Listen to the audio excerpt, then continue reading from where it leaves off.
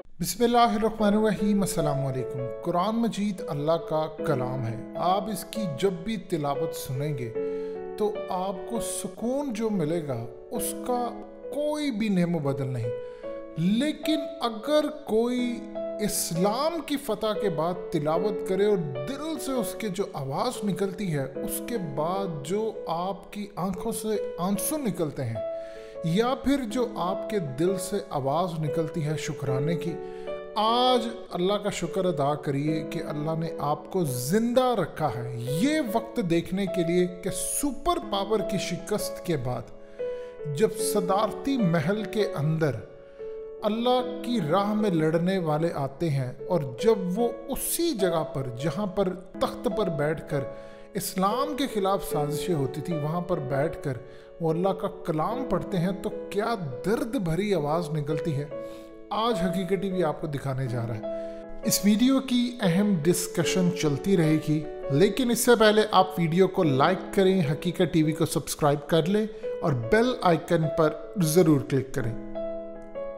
लेकिन दिखाने से पहले आपको बता दें कि अमेरिका में इस वक्त खलबली मची है। अफगान तालिबान इस वक्त आपकी स्क्रीन पर मनाजिर भी लगातार चलते आ रहे हैं। ये लोग एंटर हुए हैं अशरफ गनी जहां पर बैठता था सदारती महल के अंदर, और वहां पर आकर उन्होंने बड़े ही कमाल सुकून अंदाज के अंदर वो बैठे हैं उस जगह पर जो सदारती महल है जहां अशरफ गनी और ये तमाम लोग बैठते थे।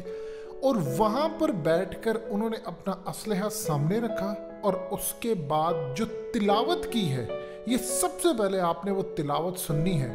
और उसके बाद हकीकत टीवी आपको बताएगा कि अमेरिका में इस क्लिप के बाद जो खलबली मची है, CIA से लेकर पूरे उनके कांग्रेस हाउस हर जगह पर उनको समझ नहीं आ रही ये हुआ क्या है, क्योंकि उनको गुस्सा आ रहा है कि अफगान तालिबान ने इतनी कमाल हिकमत अमली के बाद ये क्लिप क्यों जारी करवाए।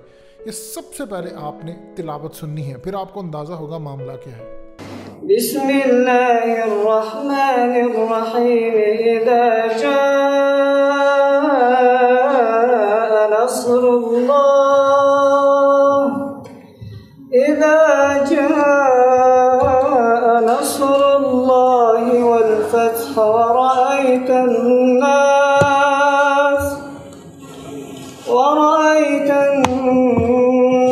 यदखुलून फी दीनिल्लाहि अफ़वाजा फसब्बिह बिहम्दि रब्बिका वस्तग़फिरहु इन्नहु कान तव्वाबा।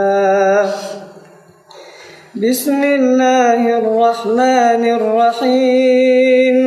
अल्लाहुम्मा सल्लि अला रूह मुबारक सय्यिदिना मुहम्मदिन फिल अरवाह वअला जसदिही फिल अजसाद वअला क़ब्रिही फिल क़ुबूर वअला आलिही वसहबिही वबारिक वसल्लिम। सुब्हान रब्बिका रब्बिल इज़्ज़ति अम्मा यसिफून वसलामुन अलल मुरसलीन वल्हम्दुलिल्लाहि रब्बिल आलमीन। आपने सुनी तिलावत। आपने शायद इतनी खूबसूरत आवाज़ कम ही सुनी होगी, क्योंकि जो फतह करने के बाद आपके दिल से निकलती है उसका दर्द कोई नहीं जानता। अब सूरत हाल ये पैदा हुई है कि एक तरफ अमेरिका के अंदर पूछा जा रहा है कि तुम लोग नाकाम क्यों हुए, तुम लोग बर्बाद क्यों हुए। क्योंकि आप देखिए बरतानिया के प्राइम मिनिस्टर बोरिस जॉनसन ने क्या बात की, उसने कहा कि अफगान तालिबान की हुकूमत को तस्लीम ना किया जाए। अब जब ये मनाजिर चल रहे हैं तो अमेरिका में देखे वहाँ पर कोई जर्नैल हो, CIA का हो, उनका ये मिजाज नहीं है। उनका मिजाज इस तरह का होता है कि वो जाते हैं, बैठते हैं, गुफ्तगू करते हैं। अफगान तालिबान का मिजाज है कि हथियार को अपने साथ रखते हैं, हर वक्त इनके पास हथियार होता है। अब जब वो पूरी दुनिया के सामने ये मंजर आ रहे हैं कि अफगान तालिबान सदारती महल में गए, पहले तो वो यही तस्लीम करने को तैयार नहीं कि इन्होंने फतह कैसे कर ली। अमेरिका से वो पूछ रहे हैं कि तुम लोगों में दमखम ही नहीं है। यानी अगर तुम 20 साल अफगान आर्मी की ट्रेनिंग करते हुए ये महसूस ही नहीं कर पाए कि ये 1.5 हफ्ता भी टिक नहीं पाएंगे। आप देखें कि एक तो होता है कि अमेरिका के निकलने के बाद अगर अफगान तालिबान फतह करते तो शायद अमेरिका के पास ये जवाब होता कि देखिए हम निकले हैं और उसके बाद इनको बेयारो मददगार पाया और इन्होंने फतह कर लिया। अमेरिका ने अभी निकलना है करीबन 16 दिन बाद और 16 दिन पहले ही उन्होंने फतह कर लिया और वो काबुल पहुंच गए। अब अमेरिका और अफगान तालिबान है आमने सामने। अब अमेरिका ने अगर कोई हैंकी बैंकी की तो वो इनको छोड़ेंगे नहीं। अब ऊपर से उन्होंने जाकर सदारती महल में असलहा रखा, वहाँ पर कुरान मजीद की तिलावत की। ये मंजिर 57 इस्लामिक ममालिक से लेकर दुनिया भर के 200 ममालिक तक गए हैं, जिनमें हर वक्त ये बात होती थी कि अमेरिका एक बहुत बड़ी ताकत है, सुपर पावर है। अब जब दुनिया के अंदर ये मनाजिर जब चलेंगे तो जाहिर सी बात है कुरान मजीद की तिलावत भी चलेगी, चाहे वो मुस्लिम कंट्री है चाहे वो गैर मुस्लिम है। वहाँ पर वो जब ये सुन रहे हैं, एक तो तिलावत जब दिल में उतरती है, आप जानते हैं कितने लोग मुसलमान हो जाते। अब उनके अंदर एक अजीबो गरीब सूरत हाल होगी कि देखो हमारे यहाँ पर ये लोग किस तरह जीत गए। इनके पास आम बंदूकें हैं और अमेरिका के पास जदीद बंदूकें, सैटेलाइट अमेरिका के पास, ड्रोन उनके पास, हथियार उनके पास, 50 ममालिक की फौज वो लेकर गए, तो वो फिर शिकस्त कैसे खा गए। अब सारी दुनिया में ये मनाजिर जा रहे हैं। जब मनाजिर जा रहे हैं तो वो अमेरिका से मजीद पूछगिछ होगी कि तुमने किया क्या है। पिछले 20 सालों में अगर तुम ये नहीं जान सके ट्रेनिंग देते हुए अशरफ गनी की एयर फोर्स को, आर्मी को, तो तुमसे बड़ा निकम्मा कोई नहीं। यानी अब ये मान ले कि अमेरिका सुपर पावर की कुर्सी के काबिल नहीं है। जब वो एक छोटे से ग्रुप को मैनेज नहीं कर सकता तो वो पूरी दुनिया को किस तरह मैनेज करेगा। अब ये मनाजिर जब से मंजर आम पर आए हैं उसके बाद अब अमेरिका के खिलाफ पूरी दुनिया के अंदर एक कैंपेन शुरू हो गई है। अब अमेरिका को कोई सीरियस नहीं लेगा। देखिए सबसे पहले तो इन मनाजिर के सामने आने के बाद उसको कतर के अंदर अपना एयरबेस बंद करना पड़ेगा।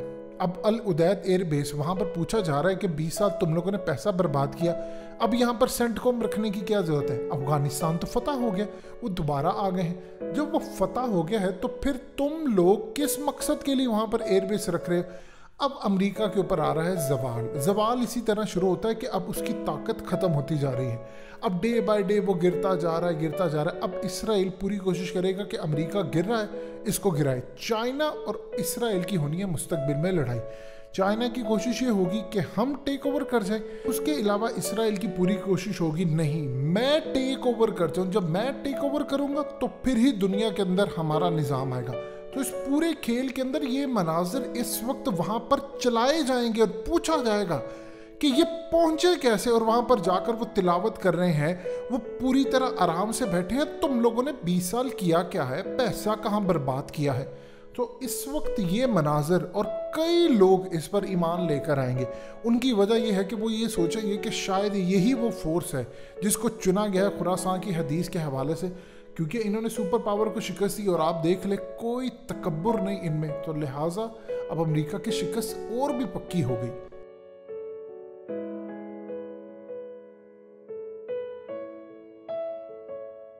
हकीकत टीवी को सब्सक्राइब करना मत भूलें, वीडियो को लाइक करें, शेयर करें और कमेंट सेक्शन में अपनी राय का इजहार ज़रूर करें।